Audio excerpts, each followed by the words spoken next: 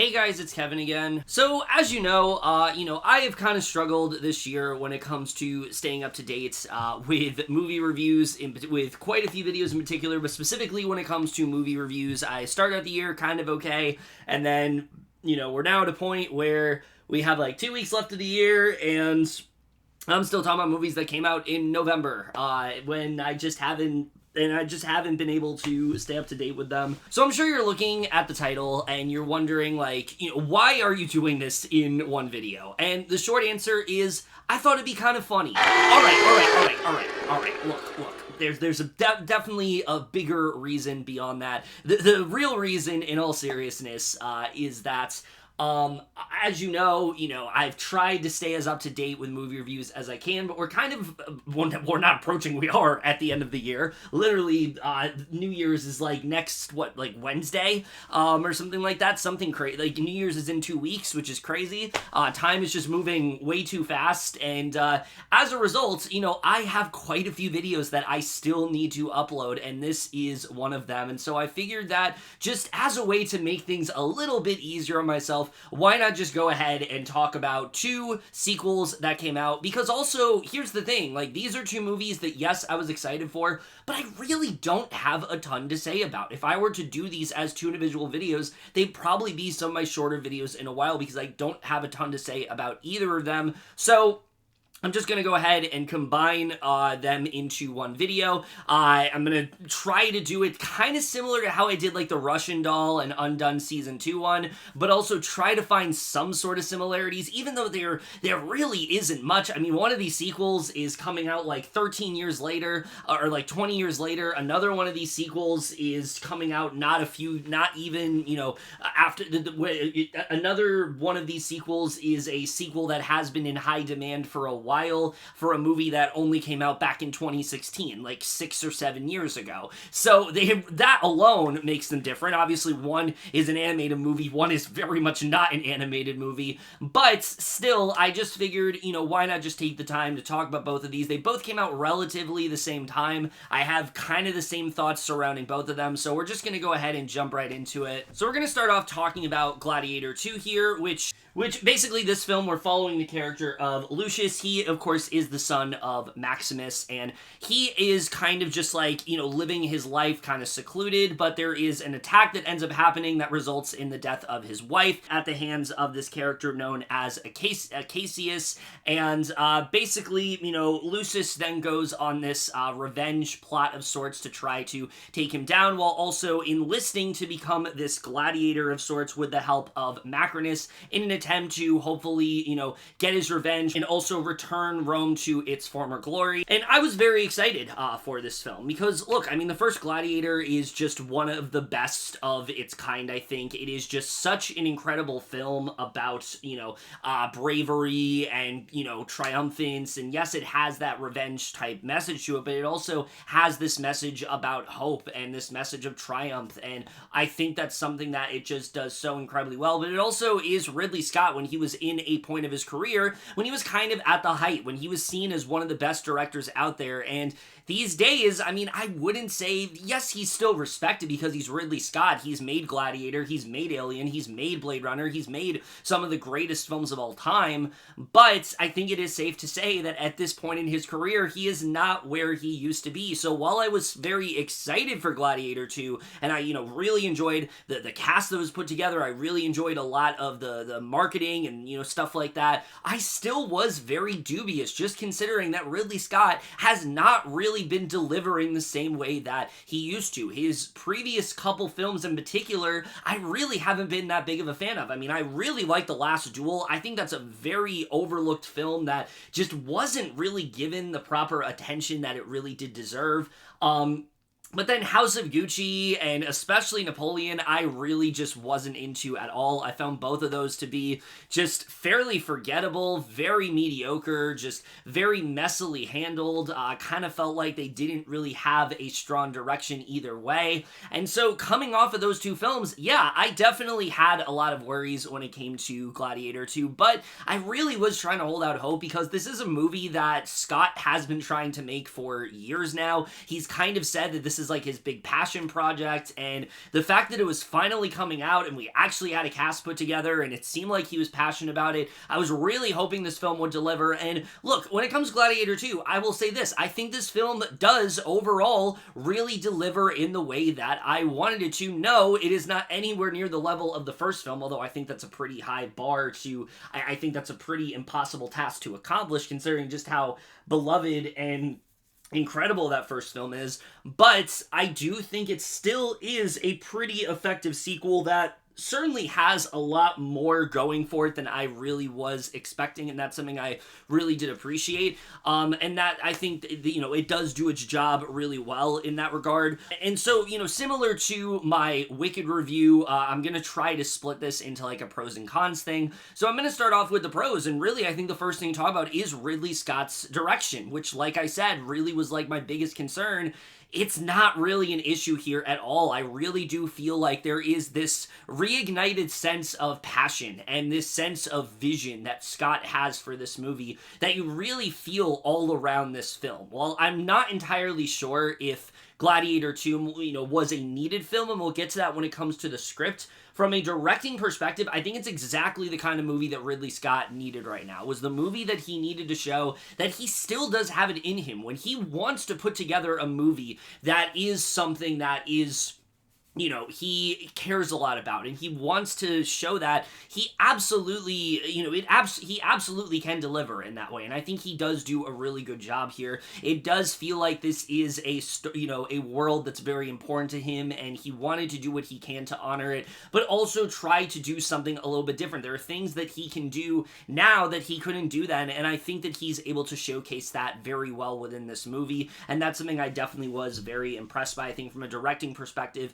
he really did do a great job, and I'm hoping moving forward, like, this is more of what we get from Ridley Scott. I feel like he's kind of been an autopilot the past couple films. Here, it feels like he actually has an idea of what he wants to do, and I think that he definitely went about directing this film very well. When it comes to performances in this movie, for the most part, we'll get to some of my issues with that in a little bit. For the most part, everyone really does deliver, but of course the big standout, and really the person that everyone's been talking the most about, is Denzel Washington, who plays Macrinus, and is just incredible in this role. And here's the thing, a actor of Washington's stature, you really should not be surprised that I'm saying that Denzel Washington gives an amazing performance in this film. I think why it works so well in this movie, though, is because it's not the kind of performance you expect him to give. Yes, he chews up all the scenery. Yes, he is very charismatic in that way, but Macrinus is a very complex character, and if given to a lesser actor, he could come across as fairly one-note and fairly just kind of just like, someone who we've kind of seen this character before, someone who just feels kind of generic. But Washington finds a way to add layers and complexity to him that I thought worked out really well. I mean, the fact that I've seen people watch this movie and say that they would have taken a whole movie just about Macrinus, I think really says a lot about how good his performance is here. He really sinks his teeth into this role, and look, do I think this is like an Oscar-worthy performance?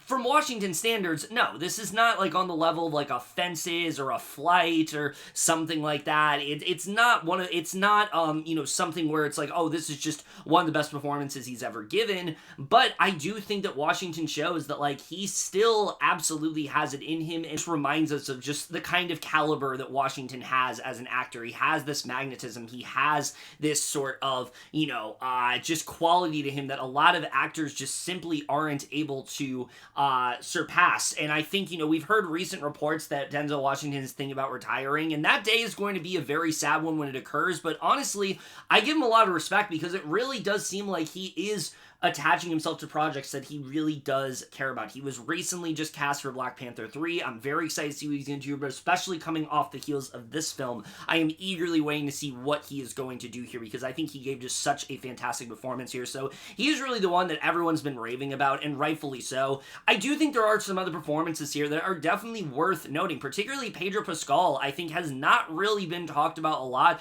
but I really enjoyed the performance he gave in this film, because he is kind of the antithesis of like Commodus. Commodus was just this very slimy, very purely evil character who was just very selfish and who you wanted to see fail so much throughout the movie. He makes you root against him so well. Joaquin Phoenix was just incredible in that role. but Acacius is not really like that. He is far more human and is someone who has a lot more morals to him than you really would expect, and I thought Pascal did a really good job portraying this character. There's a lot on the line for Acacius during these battles, during this film. He goes through quite the transformation, and I really thought that Pascal just did a really great job of portraying this character. It's by no means like one of his best performances, but I do think it's a performance that deserves a bit more recognition than he's really given, because I thought that he did a really good job. And then the combined effort of Joseph Quinn and Fred Hechinger, I thought were both really good in this movie. They're kind of the twins that are ruling over everything. They are just incredibly menacing and monstrous in that way,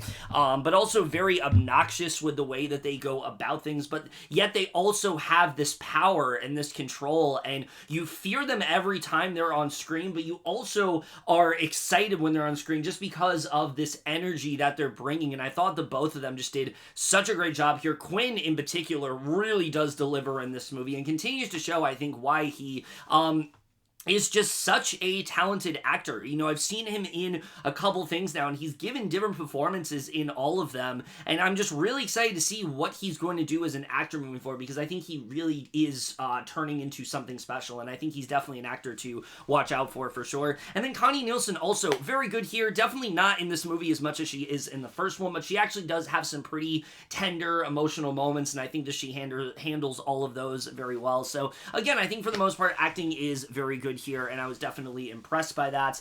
From a cinematography perspective, this is another aspect where the film really has not lost its touch. I think that, if anything, you feel like they're able to, the movie feels like it is coming out, it is existing just to really show the advancements in technology. The way that they are able to showcase some of this fight choreography, it's very different from what they were able to do back in like 2000 when the first movie came out, and it really does show here, because even though, yes, this movie's not on the level of that first one, the fight choreography, when those fights are happening inside the Coliseum, are no less riveting than they were in the first movie, and that really is due to how great the cinematography is here. But there's also some really great battle sequences. The movie opens up with this really intense one that was just so like white-knuckled with tension, and I thought was just so well put together. But also just the way Rome is designed, I thought is just really well done here. The costume design, everything is really solid when it comes to that, and I thought that they did a really good job with that aspect of the film.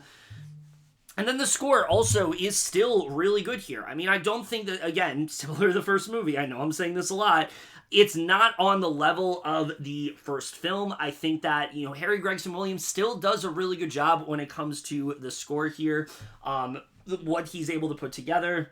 I definitely did really enjoy it. So those are all the things I think that work out really well when it comes to this movie. Now, if you've noticed, though, there are two things I have not really brought up when it comes to this film, and they're pretty big things, and these are the two things that really do hold this movie back, because from all the things I'm saying, you would think that this would be like one of Ridley Scott's best films, the best movie he's made in a while, a movie that just really is like his big return as a director, and his big return, and like from a directing perspective, for sure, but there are some things that really do bring this down, and we got to start off talking about the screenplay, because there are some things that do work really well here. I think the central conflict in this movie is a really good one, and when the film starts to dive deeper into what it's really trying to get at, I think it works really well. The character of Macrinus, for example, is someone I really did find myself latching onto. His motivations for what he's trying to do, he's someone that you are very intrigued by, and you want to know more about, like, what he's really getting himself involved in.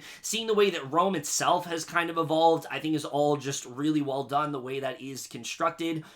But the problem is, while I think that screenplay is really good, it does take a while to really get there. For a while, you can kind of look at this movie and just see it as a copy and paste version of the first film. It doesn't feel all that similar from what we got in that first movie, and it feels like an inferior version compared to that first film. We have a character who his wife dies, and then he ends up becoming this gladiator to avenge her, and then he's going up against the person that killed her, and he's out for vengeance and things like that. And there's this hierarchy of sorts that is kind of controlling what he's doing, and they're kind of claiming his, they're the ones that are kind of, they've claimed their stakes into what they're really trying to do, and they have kind of they have the final say over what's going to happen. And then you have, so there's a lot of similarities. So you have a mentor as well. Like there's a lot of similarities when it comes to that first film. That definitely does hurt this film quite a bit.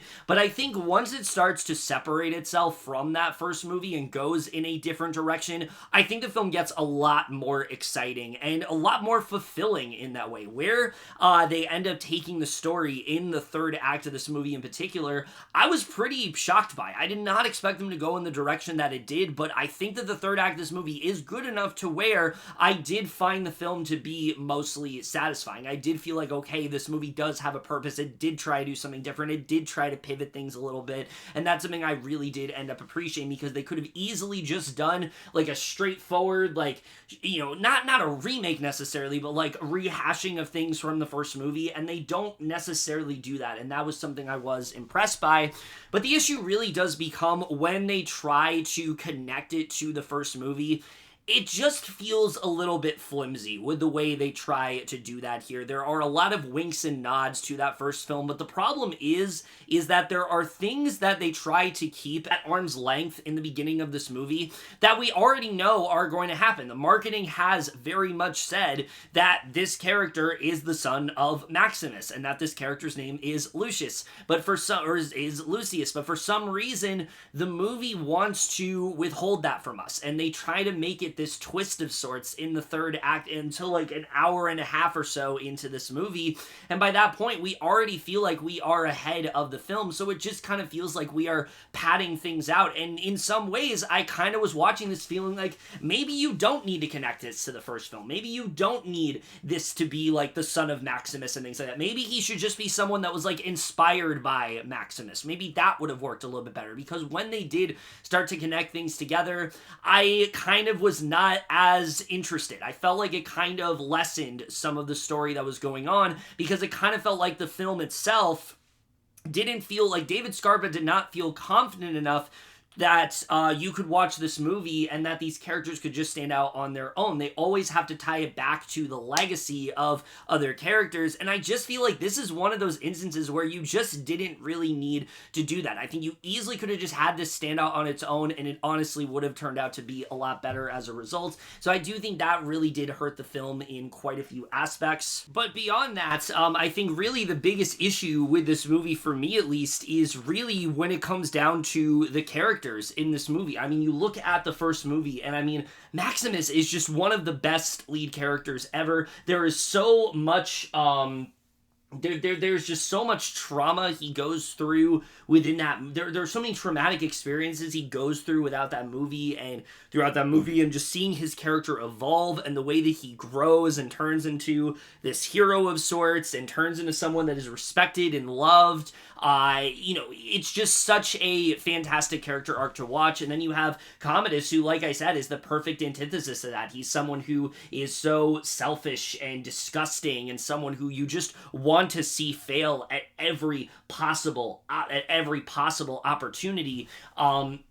When it comes to this film, there are some characters that, like I said, you feel connect to. I like the character of Macrinus. I think Acacius, like I said, is actually a pretty decent character. I don't think he's gotten enough credit. I think I really did find myself latching onto his character and the struggle that he has, and kind of like what he's really dealing with and what this whole fight, really means to him. I also really like the twins in this movie, seeing their characters and, what they're really about, and especially as the film goes on, there's some interesting things that start to go on with them that I really did enjoy.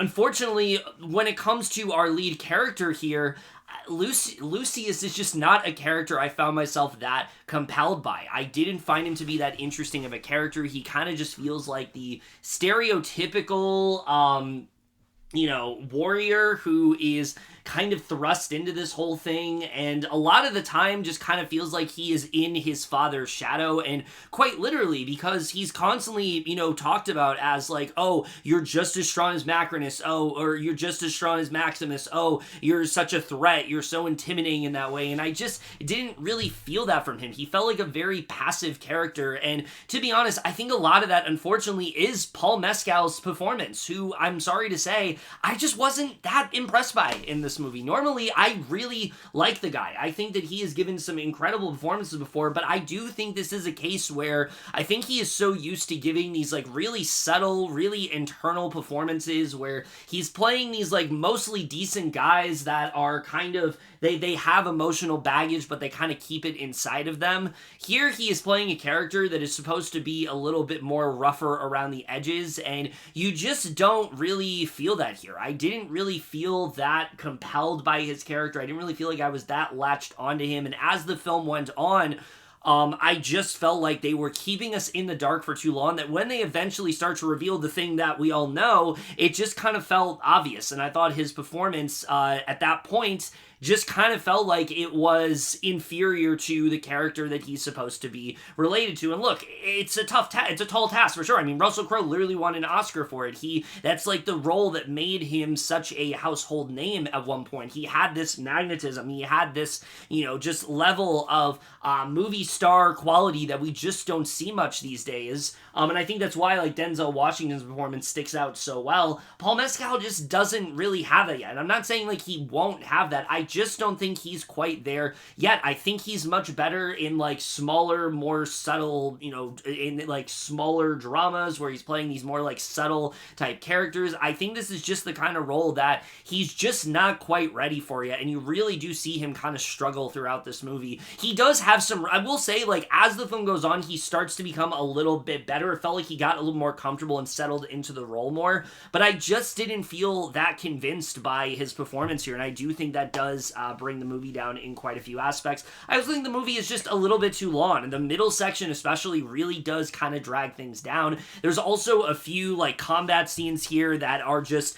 a little too ridiculous to buy into. Everyone's talked about like the sharks and things like that, and yeah, that whole sequence is just kind of silly the way that all goes down. There's a couple other scenes out, when we're inside the Coliseum that I just thought were just a little too over the top. It felt like the film was trying a little too hard to show off its like budget and, really do things with CGI that they couldn't before. Anytime they cut to an animal in this movie, I was not convinced. I didn't really feel like the animal was there. It kind of just looked kind of shoddy to me, which is funny because like I just talked about Wicked, and that actually has some really good CGI animals, but the CGI animals in this I wasn't really convinced by at all. But overall, so those are really like the main things that do bring this down, but overall it doesn't really take away from how much I did for the most part enjoy Gladiator 2. You do have a really interesting story here. You have some really great battle sequences, some really strong direction from Ridley Scott, great performances from Denzel Washington and Pedro Pascal. It just sucks that the movie itself was not quite it wasn't quite on the level that I was expecting, but compared to Ridley Scott's other films in recent memory,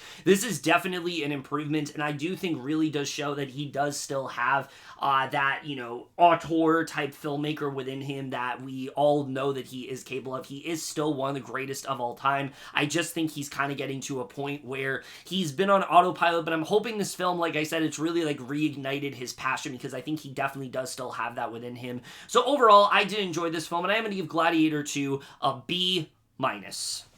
Alright, it's clearly a different day, as you can see. I meant to finish the video, didn't. You've heard this before. Let's just get into it. Other movie we're talking about is Moana 2, a movie that I like significantly less than Gladiator 2, but at the same time, similar to Gladiator 2, I was trying to keep out hope. I love the first Moana. I think it's one of the better animated Disney films that have come out in the past few years. I was really excited when they said that there was going to be a sequel, but also very confused because it was announced in like February of this year, and it's like, oh, it's coming out this year, this is happening, okay, let's see where this goes. I was very unsure how it was all going to play out, and of course we'll talk about the big asterisk as to like what really was concerning about this film, especially the fact that it was like rushed into production and things like that. But there's another factor that I'll get into when we get to stuff I didn't really like.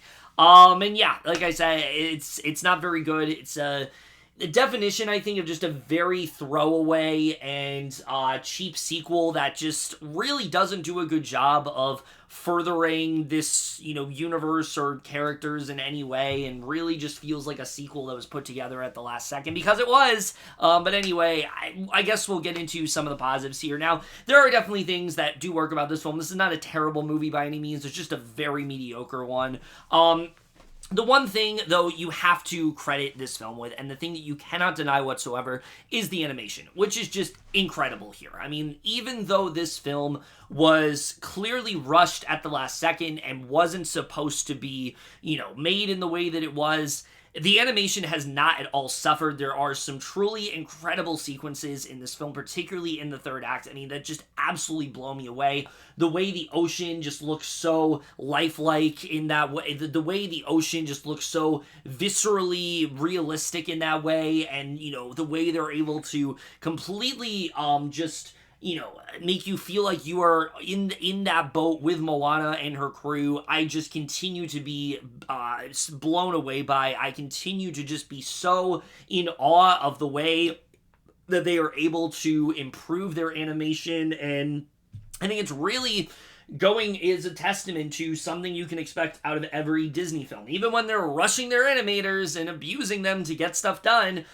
they do still deliver something really beautiful here, and I think the animation is definitely one of the things that remains really great here. The voice acting also is fantastic. Auliʻi Cravalho really has not missed a step as this character. You can see how much she really enjoys playing this character. Moana has this like can-do attitude. You really do feel like she has evolved from the first movie. She is, very headstrong and confident in what she wants to do, and, that's kind of contrasted with the first film, where she was a lot more unsure of herself. Here, you can see that she's a lot more willing to do stuff, and I think that was something that worked out really well, and I really enjoyed what they ended up doing with her. I really enjoyed her performance in this film, and Dwayne Johnson also. Look, he's not having the best year, certainly not, but I do still think he has a lot of fun playing Maui, and that is definitely evident here, and I think that he definitely does do a really good job in this film, and I really did enjoy his performance. The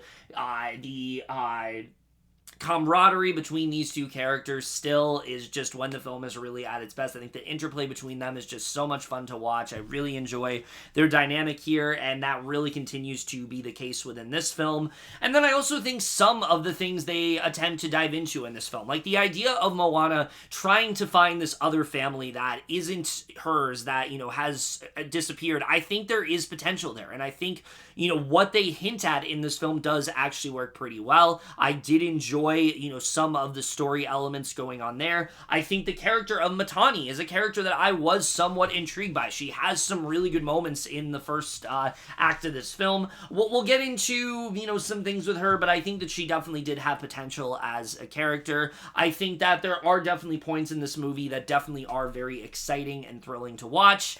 That's kind of it. Everything else about this movie is like mixed to negative. I'll get into some of the mixed things right now.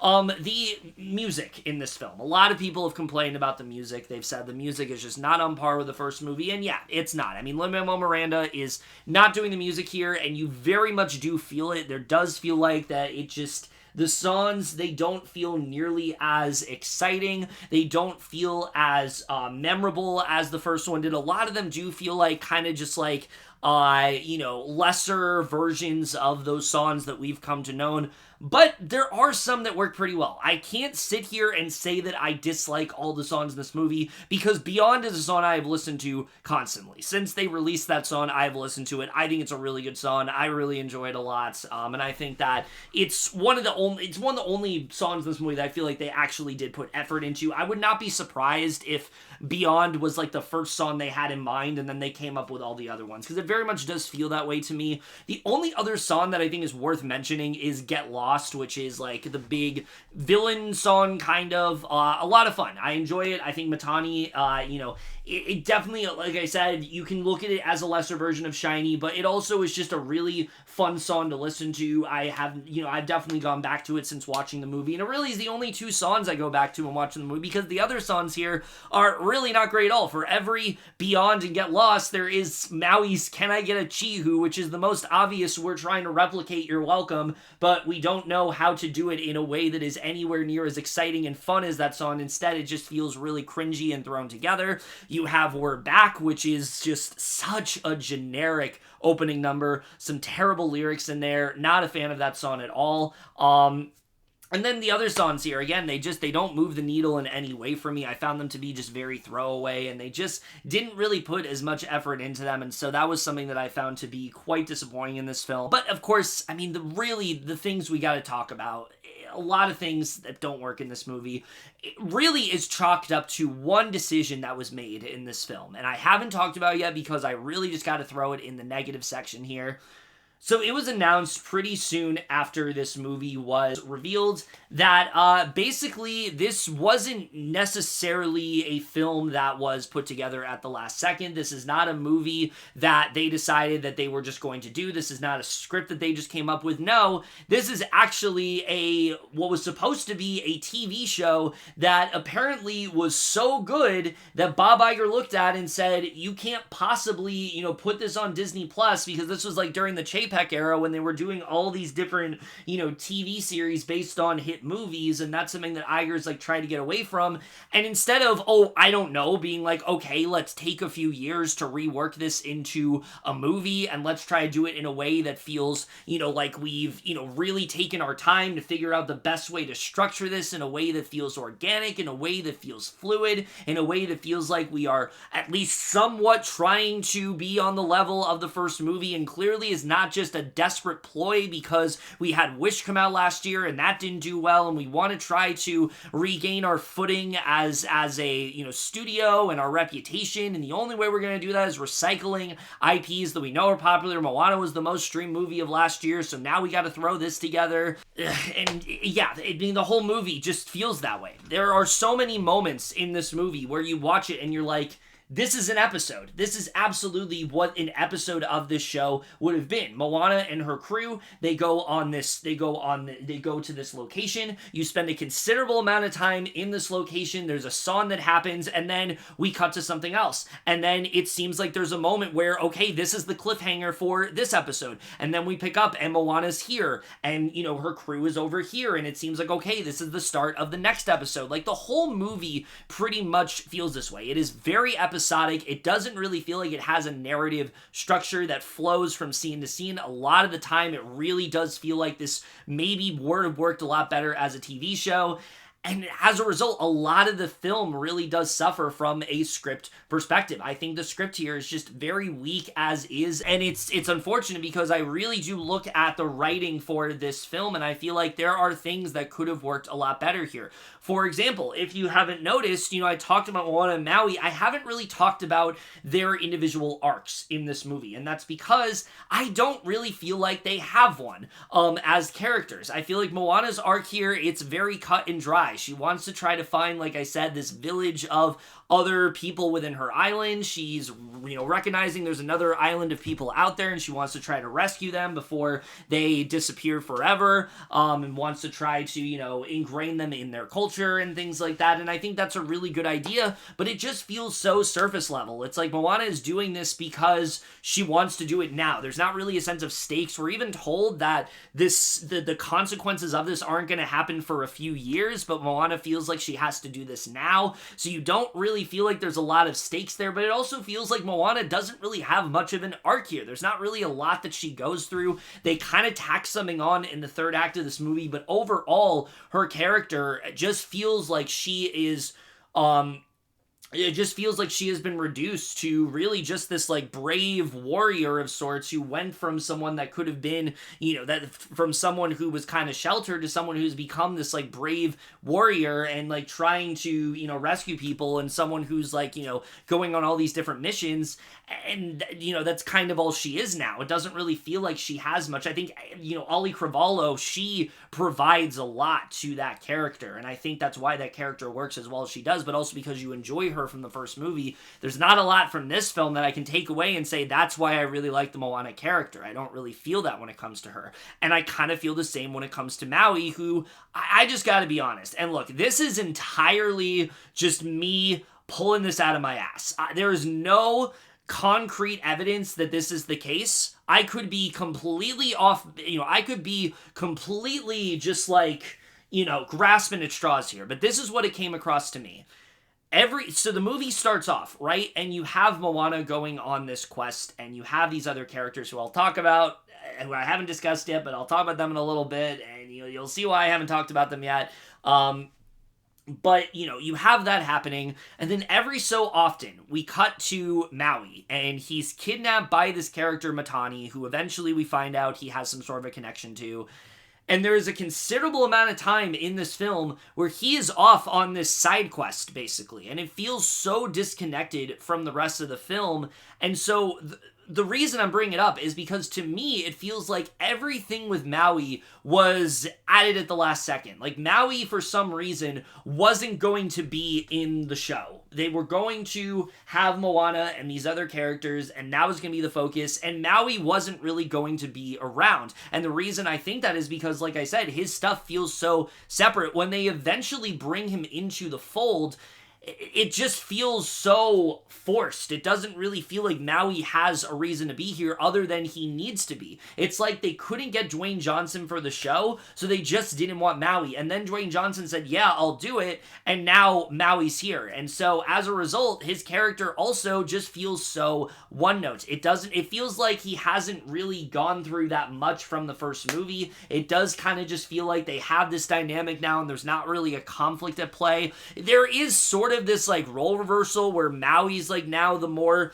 confident one that's more sure of himself, and Moana's a little bit more worried, but that doesn't really happen until like the third act of the film anyway. So for a while it really is just you like these two characters, and that's why you're enjoying seeing them here. But the thing that's frustrating is that there were opportunities to do stuff with Maui in this film. I don't feel like they needed to make him just feel like just such a throwaway character, because it really is what he feels like. It doesn't really feel like he has that much of a presence in this movie other than, oh look, it's Maui and I love Maui. That really is all he kind of does here, when I really do feel like there were opportunities to do stuff. Matani, like I said, as a character, there is a history between the two of them, and it's not really explored all that much in this movie. It kind of feels like an afterthought. It's something we hear about every so often. It's like, okay, that's why we're going in this direction, but they don't really do much when it comes to that. There is another character in this movie that I haven't talked about, who's one of the new characters, and his whole thing is that he is obsessed with Maui. He wants to meet Maui. He wants to be like his right-hand man, and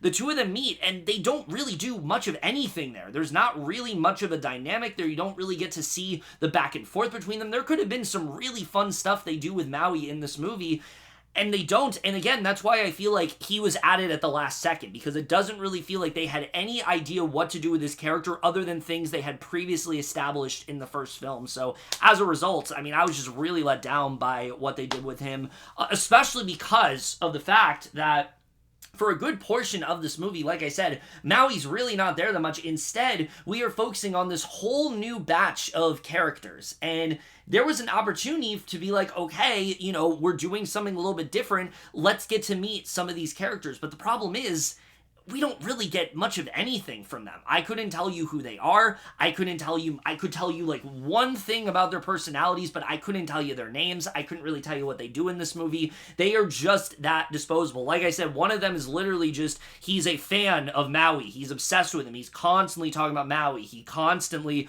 wants to meet Maui. He's going on this mission so he can kind of, be in a similar position to Maui. And you think that that is maybe going to go somewhere. There's also hinted that maybe he has a bit of a crush on Moana. That's something they kind of hint at in the beginning of the movie, and then they kind of drop it.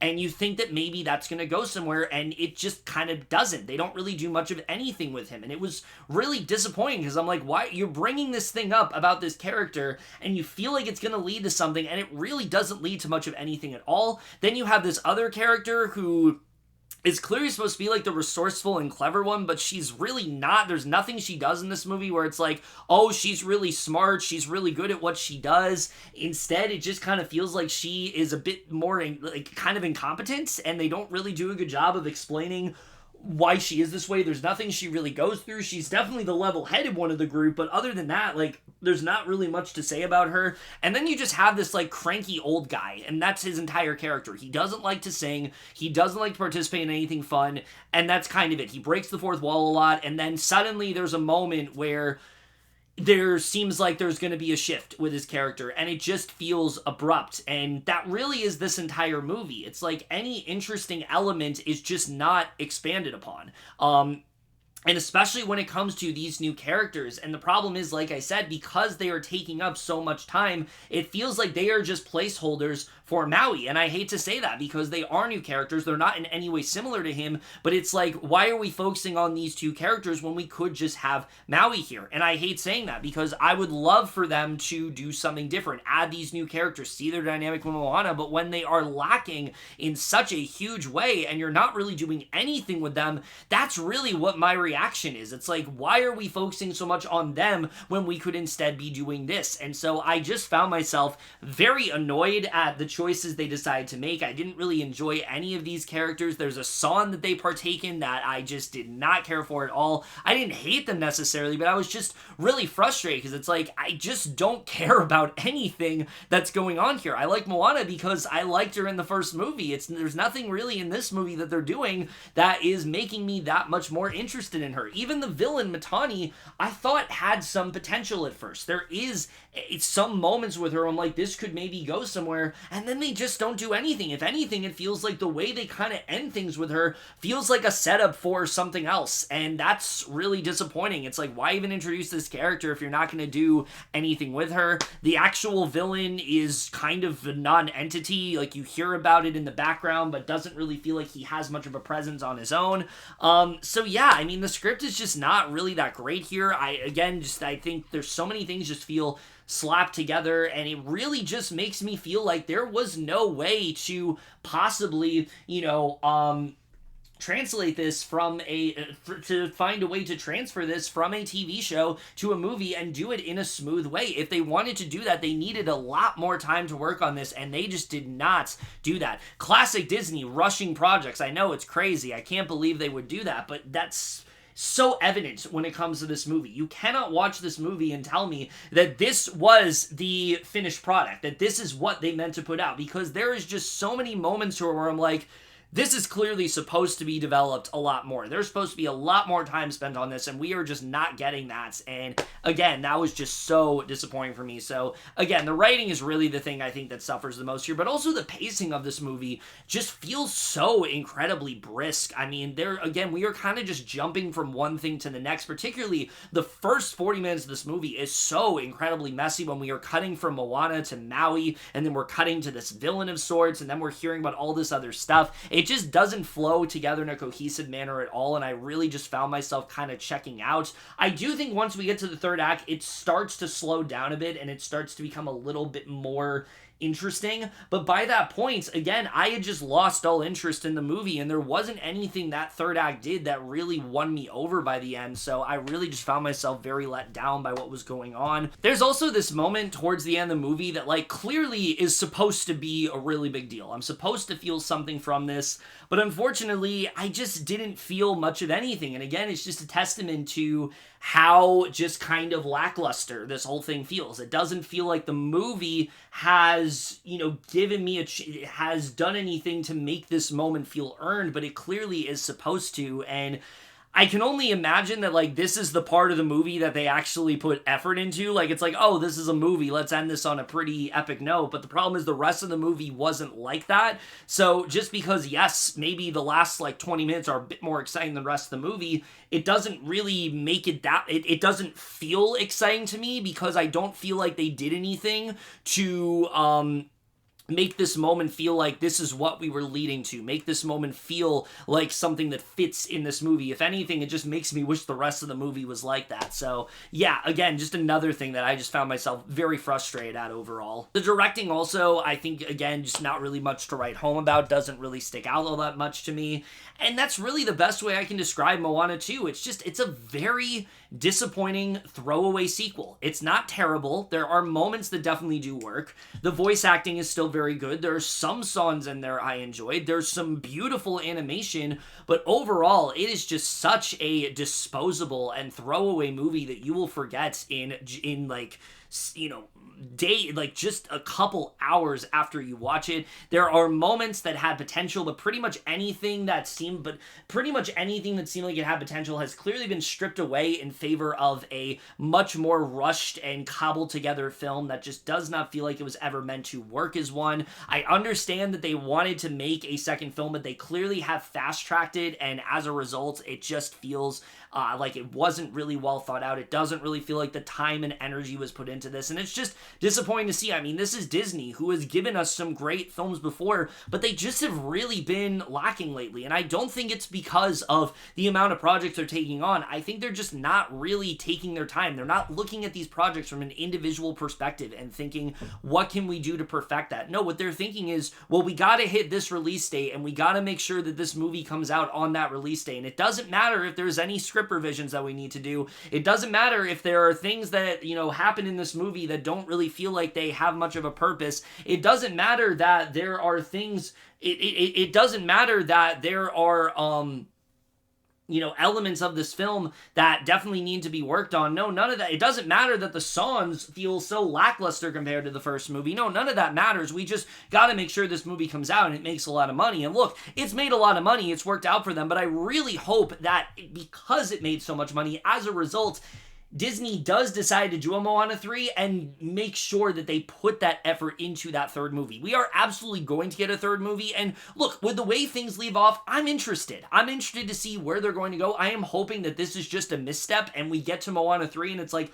okay, that is what you're capable of. But again, with just how much little effort they put into this movie, it really does have me concerned for the future of Disney overall. This is now the third animated film they have put out in a couple years that just really did not deliver in the way that people were expecting it to. I mean, I know people have said that they think this is better than Wish, but I honestly think it might be on the level of that because it feels just as slapped together. It feels just as rushed. It feels just as it feels just as disposable. And it just really sucks to see Disney, a studio that, you know, has given us so many animated films, just sink to all, you know, just continue to sink low after low when they're not doing these disposable animated films that feel rushed. They're doing live action remakes that nobody cares about. When they're not doing that, they're doing other projects that feel like they are removing important elements from other projects that clearly would have had a lot more that clearly would have been far more effective if those things would have been in there. You know, there's just